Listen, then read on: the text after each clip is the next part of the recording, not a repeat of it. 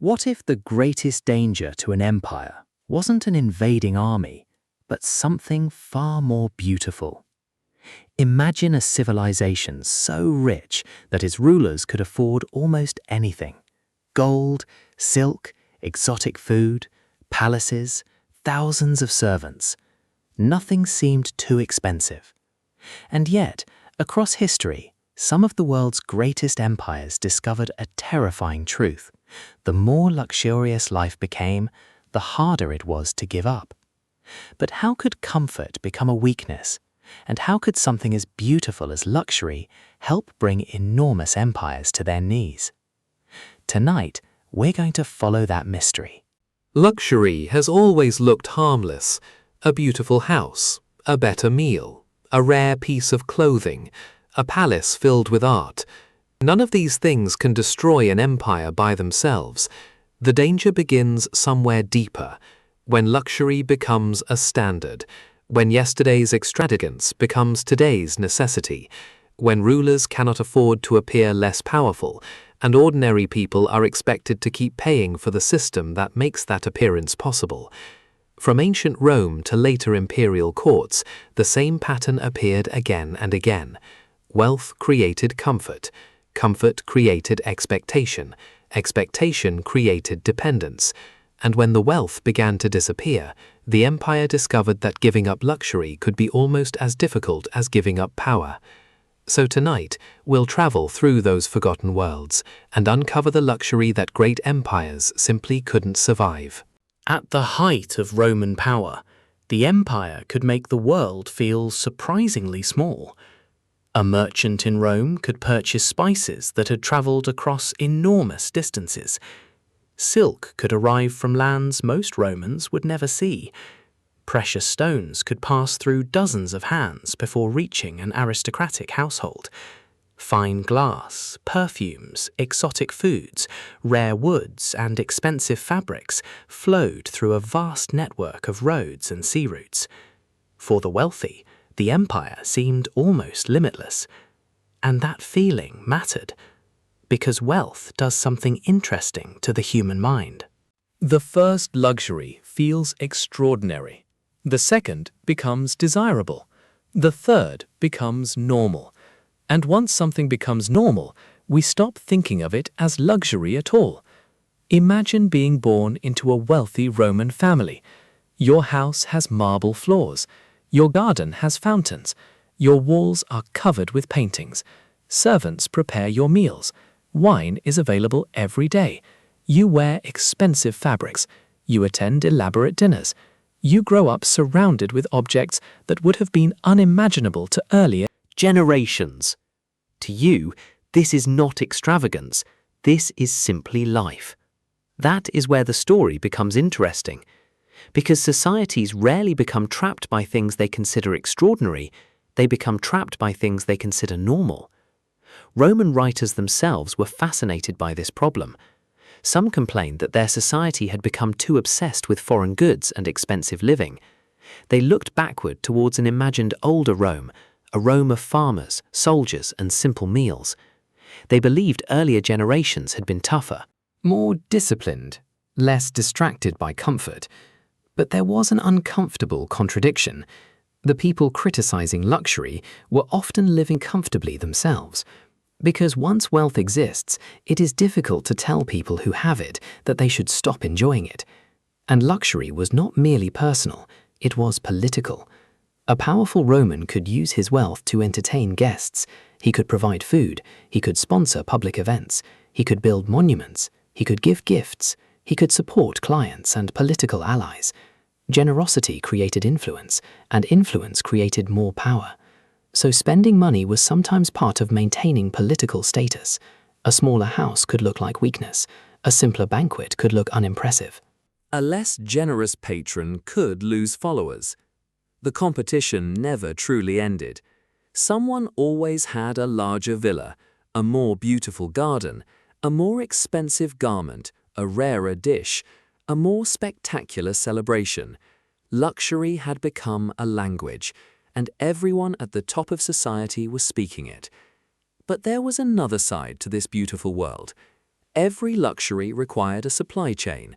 The marble had to be quarried, the grain had to be harvested, the wine had to be produced, the roads had to be maintained, the ships had to move, the ports had to function, the mines had to produce metal. The taxes had to be collected. The armies had to protect the borders. Millions of ordinary people supported the system without ever entering the magnificent villas at its centre. This was one of Rome's greatest strengths. The empire had created an enormous economic machine, and for a long time that machine worked remarkably well. Military victories brought new territories brought taxes, taxes supported armies, armies protected trade, trade created wealth, and wealth supported the cities. It was a powerful cycle, but there was a hidden assumption inside it. The cycle had to continue. Rome could afford enormous commitments because it had enormous resources. But what happens when an empire stops expanding? What happens when the wars become more expensive? What happens when enemies become stronger? What happens when the borders become too long to defend cheaply? And what happens when the people at the top have already become accustomed to a standard of living that depends on abundance? The answer would not appear immediately. That was the dangerous part. The empire could continue looking magnificent. The villas could remain beautiful. The banquets could continue. The markets could remain busy. The emperors could still appear incredibly powerful. But beneath all that beauty, the economic equation was beginning to change. The empire no longer had the same freedom to expand, yet its obligations remained. The road still needed maintenance, the army still needed payment, the bureaucracy still needed funding, the court still needed to function, the wealthy still expected prosperity, and once expectations become permanent, they are surprisingly difficult to remove, because nobody wants to be the first person told that the good times are over. A ruler who reduces the imperial court may look weak, an official who raises taxes may become unpopular, an aristocrat who abandons his expensive lifestyle may lose status. And a government that admits it cannot afford its commitments risks revealing something even more dangerous, that its power has limits. So the system continued. More money was needed, more taxes were collected, more resources were demanded, and eventually another possibility began to appear. If there was not enough real wealth, perhaps the empire could change the money itself. That decision would seem practical at first, it might even seem harmless, but money is not simply metal. It is trust. And once that trust begins to change, even a palace full of gold cannot completely hide the problem. For an empire, money is more than a way to buy things. It is a promise that the coin in your hand will still have value tomorrow. That promise can be surprisingly fragile. Rome discovered this gradually. As imperial expenses increased, maintaining the old monetary system became more difficult. The state needed money for armies, it needed money for administration, it needed money for construction, it needed money for the imperial court. And when expenses rise faster than revenue, governments begin searching for solutions. One solution is to reduce the amount of precious metal inside coins. The coin still carries the emperor's face, it still looks official, it still circulates, but underneath the surface, something has changed. At first, perhaps nobody cares. Then merchants begin noticing, prices begin moving, people become more cautious, sellers want more coins for the same goods, workers want higher wages, soldiers demand better pay, the government needs even more money. And the cycle becomes increasingly difficult to control. This was not simply an economic problem, it was a problem of confidence. If people believe that money will lose value, they stop wanting to hold it.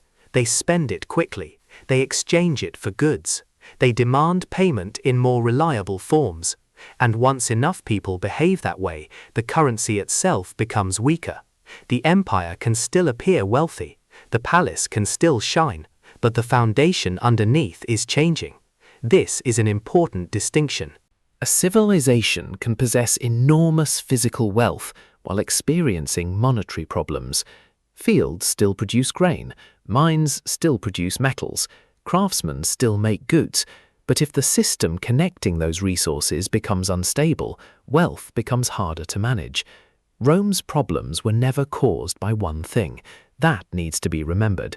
Political instability mattered, civil wars mattered, military pressure mattered, administrative problems mattered, disease and demographic changes mattered. Economic difficulties mattered. External migrations and invasions mattered. Different regions experienced these pressures differently. The empire did not simply collapse overnight. Instead, different parts of the system became weaker at different times, and luxury tells us something about that process. It tells us how difficult it can be for a society to reduce expectations. Imagine a wealthy Roman family that has lived comfortably for generations. Their house requires servants. Their meals require imported ingredients. Their clothes require expensive materials. Their social position requires entertaining guests. Their political connections require generosity. If the economy weakens, they cannot simply remove one expense. Their entire lifestyle is interconnected. The same was true at the imperial level. The state itself had become enormous. A vast empire requires enormous administration. Long borders require armies. Armies require supply lines. Supply lines require roads and ships. Roads and ships require money. Money requires productive economic activity. Everything is connected. And when one part weakens, pressure moves through the rest. This is why the history of luxury is really the history of dependence. A palace depends on a tax system. A tax system depends on productive land. Productive land depends on labor. Labor depends on food. Food depends on agriculture. Agriculture depends on stability. And stability depends partly on government. Nothing exists alone. The magnificent banquet at the top of society is therefore connected to thousands of ordinary lives far below it. That was true in Rome. It would remain true in later empires. And eventually the same problem appeared in a completely different form. Instead of weakening the value of money, some governments found another way to maintain their ambitions. They borrowed. They borrowed against future revenue. They borrowed to fight wars. They borrowed to maintain armies. They borrowed to preserve their international position. And as long as future revenue seemed secure, borrowing could look perfectly reasonable. But debt creates another kind of illusion. It allows a government to enjoy resources today by promising that tomorrow will be richer. And if tomorrow really is richer, the strategy can work. But if tomorrow is poorer, the bill arrives anyway. That would become especially important in the age of global empires. Because by then, luxury was no longer being powered only by local resources. It was being powered by an increasingly interconnected world. Silver from one continent could finance wars on another. Spices could cross oceans. Silk could travel across deserts. And royal courts could consume products that had traveled thousands of miles before reaching their tables. The world was becoming richer. But it was also becoming more dependent on long chains of trade. And those chains could break. Luxury has a strange ability to make distance disappear. A wealthy person sees a small container of spice. They do not see the desert it crossed. They see silk. They do not see the roads and ships behind it. They see a jewel. They do not see the mine. They see an exotic fruit on a table. They do not see the farmers, sailors, merchants, and port workers who made it possible. Luxury hides its own supply chain, and ancient civilizations became remarkably good at building those chains. The Mediterranean connected dozens of cultures. The Silk Roads connected East and West. The Indian Ocean connected Africa, Arabia, India, and Southeast Asia. Merchants moved goods across enormous distances, and wealthy consumers were willing to pay extraordinary prices for rare things. This was not simply waste. Trade created wealth. Merchants became prosperous. Ports grew. Craft industries developed. Governments collected taxes. Cities expanded. Luxury could actually strengthen an economy. That is why the historical story is more complicated than saying rich people spent too much. The same luxury that creates economic activity can also create dependence. Once people become accustomed to imported goods, the disappearance of those goods becomes noticeable. Once governments become accustomed to trade taxes, declining trade becomes a problem. Once merchants depend on stable routes, wars become expensive. And once rulers depend on international prestige, maintaining appearances becomes part of diplomacy. This was especially important for royal courts. A ruler did not simply need to be wealthy. He needed to look wealthy. Foreign ambassadors had to be impressed. Nobles had to be rewarded. Ceremonies had to communicate hierarchy. Palaces had to reflect authority. Clothing had to distinguish rank.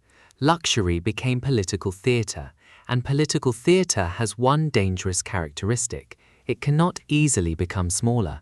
If one ruler holds a magnificent ceremony, another ruler may feel pressure to match it. If one palace becomes famous for its beauty, another court may build something larger. If one noble arrives wearing extraordinary clothing, another may spend more. The competition creates its own momentum, and this is where luxury becomes different from ordinary consumption. Ordinary consumption has a natural limit. Competitive consumption often does not. There is always someone to impress, always another level of status, always another symbol, always something more rare. The result is a kind of arms race, but with palaces instead of weapons. The irony is that this competition can be economically productive. Artists receive commissions, builders receive work, craftsmen become specialists, merchants find markets, entire industries grow around elite demand. So luxury can create prosperity, while simultaneously encouraging people to expect more prosperity. That distinction becomes crucial during periods of crisis. During good times, high consumption looks like confidence. During bad times, the same consumption can look like irresponsibility. The palace has not changed, the banquet has not changed, the people looking at them have changed, and that changes the meaning of luxury. Imagine a harvest fails, food prices rise, ordinary families struggle, the royal court continues its ceremonies. Suddenly, the same banquet that once symbolized abundance can become a symbol of inequality. This does not automatically cause revolution, but it can damage trust, and political systems depend heavily on trust. People obey taxes when they believe the state provides something in return. Soldiers fight when they believe their sacrifices matter. Merchants invest when they believe contracts will be honored. Citizens accept hierarchy when they believe the hierarchy is legitimate. Luxury can support legitimacy, but visible excess during hardship can undermine it. This tension would become increasingly powerful in Europe. Royal courts grew more elaborate, wars became more expensive, governments borrowed more, and the gap between royal magnificence and ordinary hardship could become politically explosive. But before we reach those palaces, we need to understand another empire that offers an extraordinary lesson: Spain. Because Spain discovered something that sounds like the dream of every ruler: an almost unbelievable amount of silver. And yet, silver would not make the problems disappear. It would make some of them worse. Imagine discovering enormous quantities of precious metal. For a ruler, it sounds like the perfect solution. More silver means more money. More money means more spending power.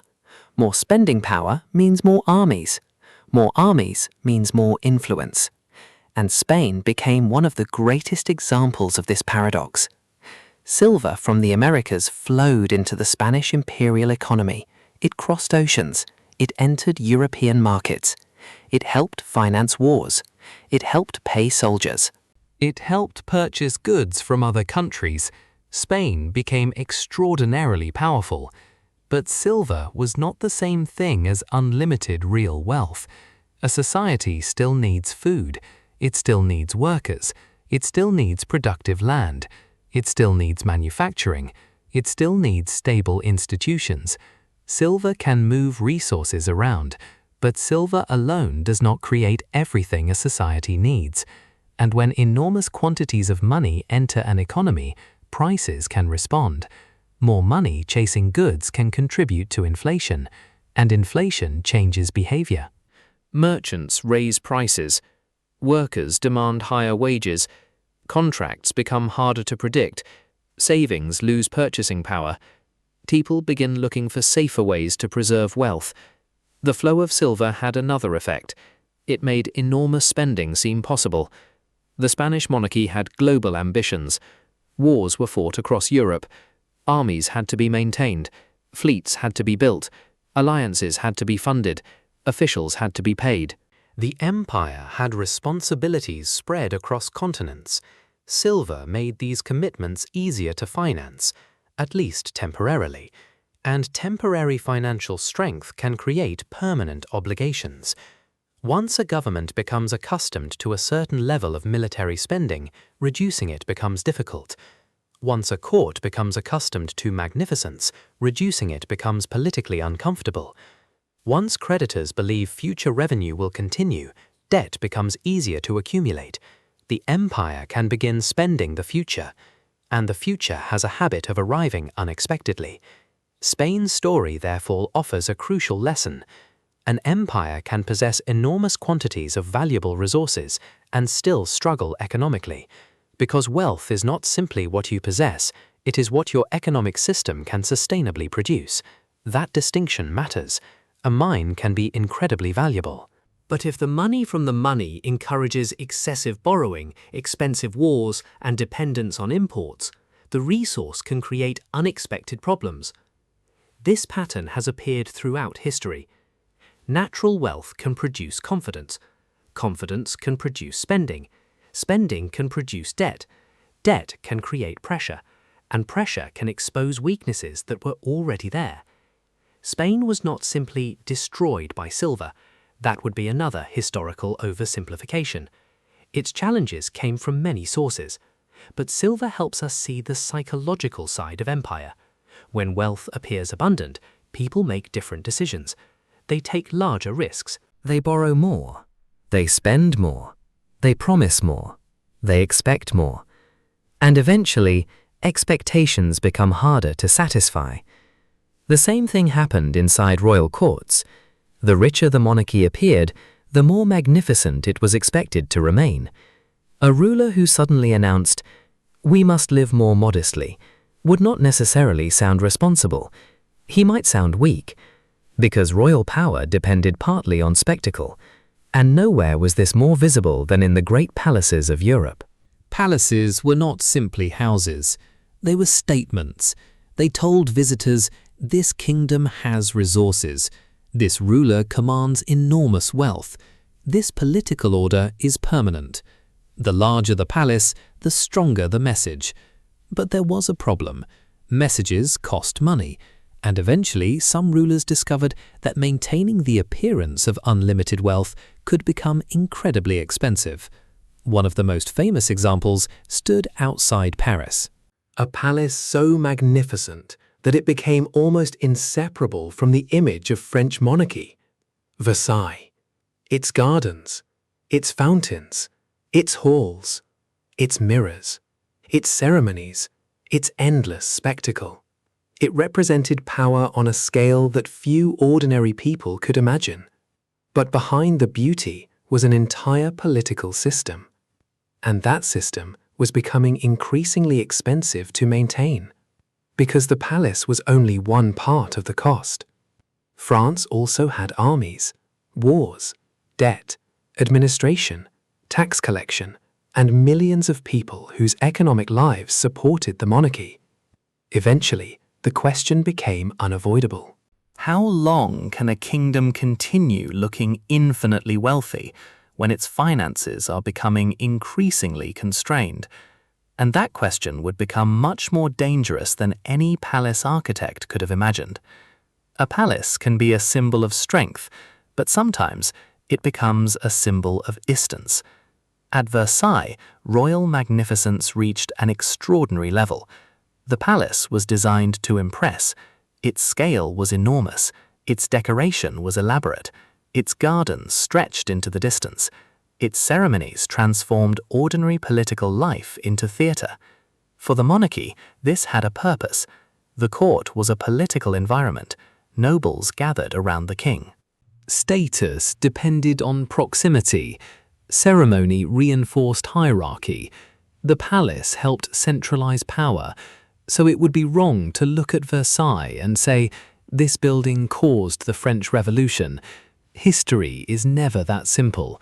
The French monarchy faced enormous financial problems. Wars had been expensive. Debt had accumulated. The tax system had serious weaknesses.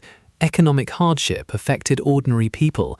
Political ideas were changing, and the relationship between the monarchy and society was becoming increasingly strained. Luxury became important because it was visible.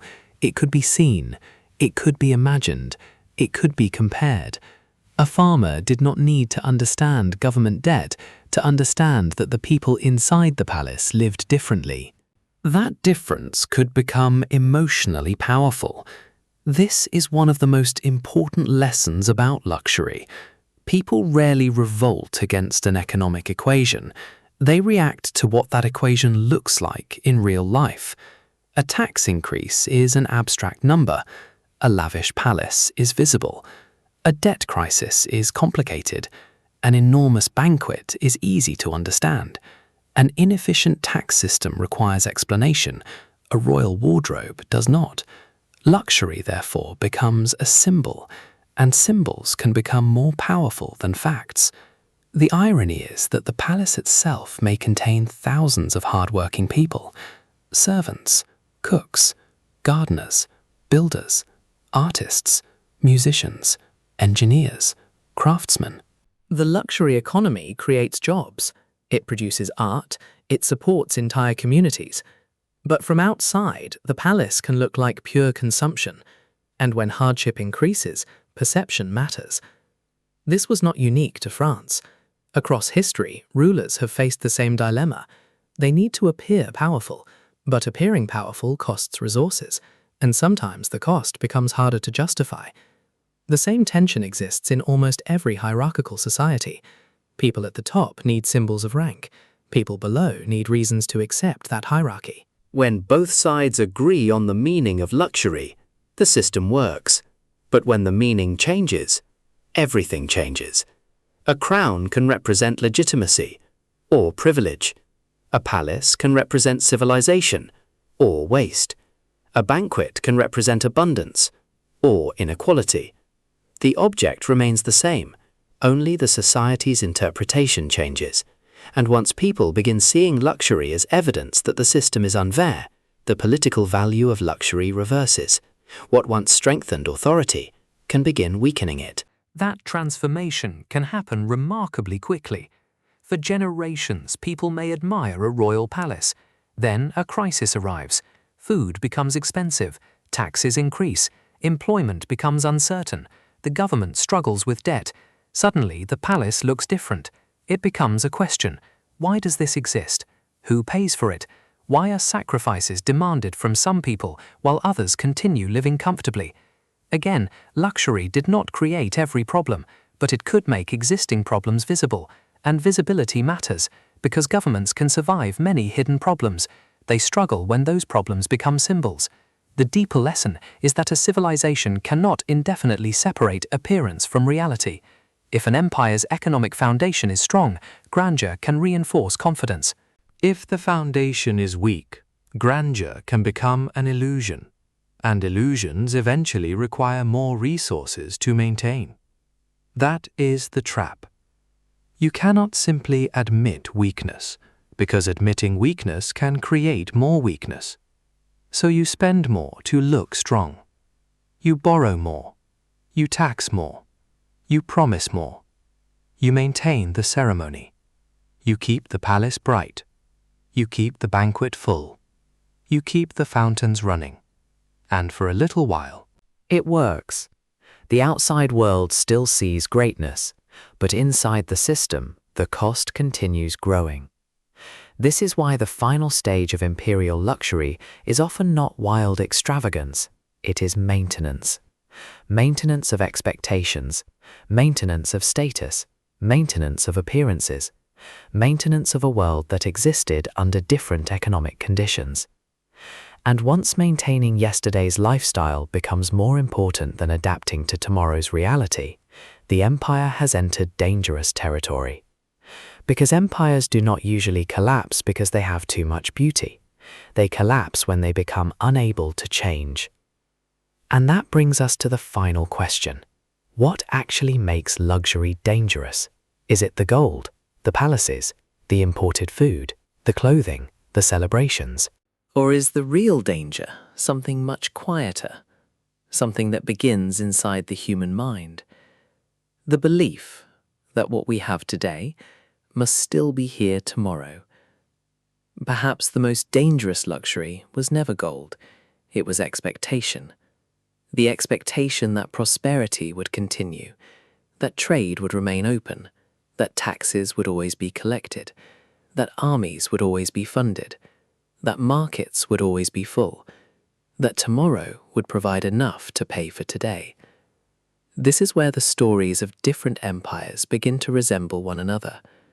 Rome, Spain, France, and countless other kingdoms and imperial systems. Their circumstances were different, their cultures were different, their problems were different, but human behavior remained surprisingly familiar. Wealth creates comfort, comfort creates expectations, expectations create obligations, obligations require resources, and when resources decline, the obligations remain. That is the real danger, not luxury itself, dependence on luxury. A civilization can survive without a magnificent palace. It can survive without imported spices. It can survive without silk. It can survive without endless ceremonies. But once those things become part of the political and social system, giving them up becomes difficult. People resist lower standards. Elites resist losing status. Governments resist admitting weakness. Businesses resist shrinking markets. And ordinary citizens resist sacrifices that appear unfair. The system becomes trapped by its own success. That is why the end of an empire rarely looks like the end of an empire. There is no universal final scene, no single morning when everyone realizes it is over. Instead, the decline may appear as small changes. A coin becomes less trusted. They do not always show us how difficult those achievements were to maintain. A marble palace tells us that a society possessed enormous resources. It does not tell us whether those resources were sustainable. A golden crown tells us that a ruler was wealthy. It does not tell us how much debt stood behind that wealth. A huge banquet tells us that food was abundant at the palace. It does not tell us what was happening in every village beyond the walls.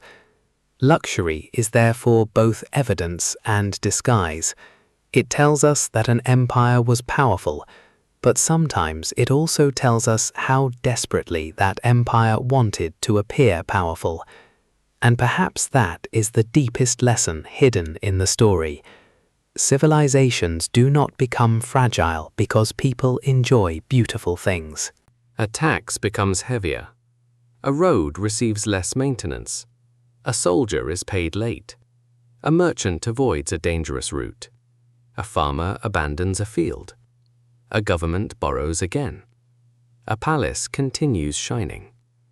None of these events alone destroys an empire, but together, over decades, they can change its future. And luxury can hide those changes. The buildings remain. The ceremonies continue. The rulers still appear powerful. Visitors still admire the wealth. But the economic foundation is quietly becoming weaker. That is why historians must be careful when looking at magnificent civilizations. The ruins show us what they were capable of building. They do not always show us how difficult those achievements were to maintain. A marble palace tells us that a society possessed enormous resources. It does not tell us whether those resources were sustainable. A golden crown tells us that a ruler was wealthy. it does not tell us how much debt stood behind that wealth. A huge banquet tells us that food was abundant at the palace. It does not tell us what was happening in every village beyond the walls. Luxury is therefore both evidence and disguise. It tells us that an empire was powerful, but sometimes it also tells us how desperately that empire wanted to appear powerful. And perhaps that is the deepest lesson hidden in the story. Civilizations do not become fragile because people enjoy beautiful things. They become fragile when they stop distinguishing between what is desirable and what is sustainable. That distinction is ancient, and it is surprisingly difficult, because humans naturally adapt. What once felt extraordinary eventually feels ordinary. The first palace is unbelievable. The second becomes expected. The first imported luxury feels special. The next becomes normal. The first enormous banquet feels extravagant.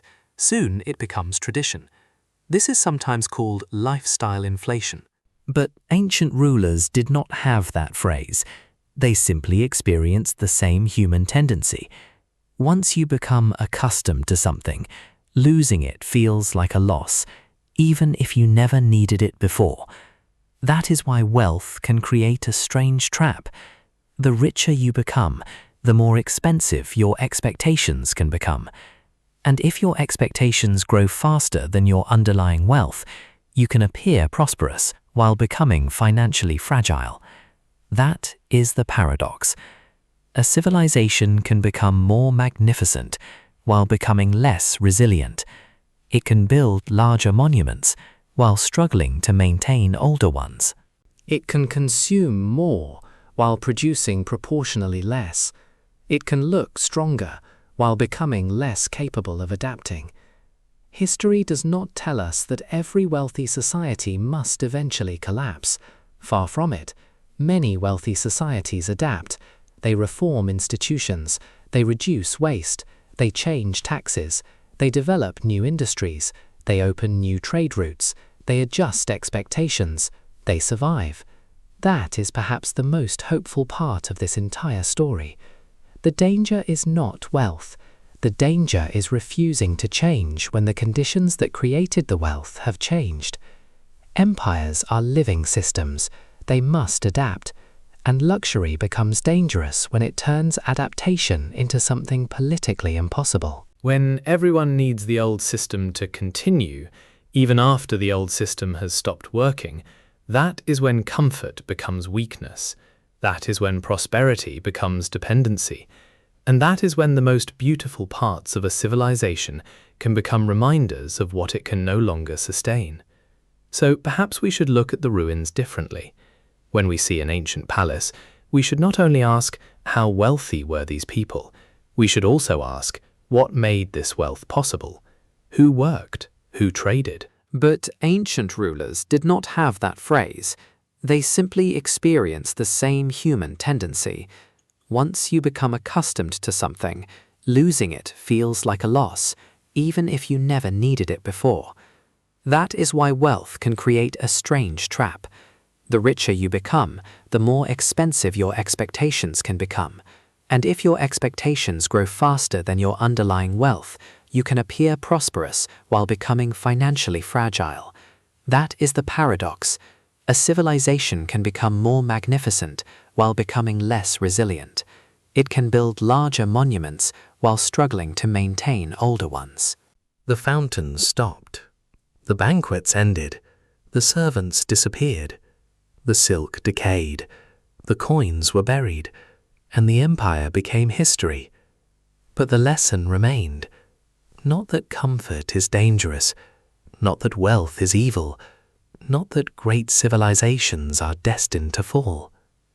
The lesson is quieter, more human. Nothing we build is free from the conditions that sustain it. Every comfort depends on something. Every prosperity has a foundation. Every empire has limits. And every generation eventually has to decide whether it will preserve an old way of life or adapt to a new reality. The greatest empires in history often became extraordinary because they wanted more.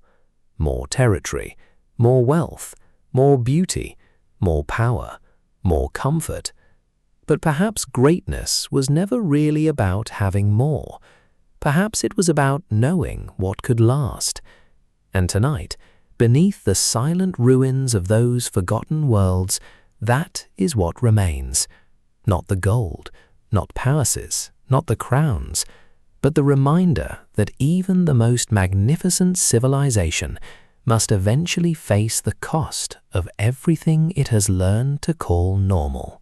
And now, the old palaces are quiet. The coins have fallen still. The voices of kings and emperors have faded. What once seemed permanent became history. So let those ancient cities rest tonight. No more wars. No more ambition. No more need to impress anyone. Only the quiet remains. And perhaps that is the simplest luxury of all, to have nothing left to prove. Good night.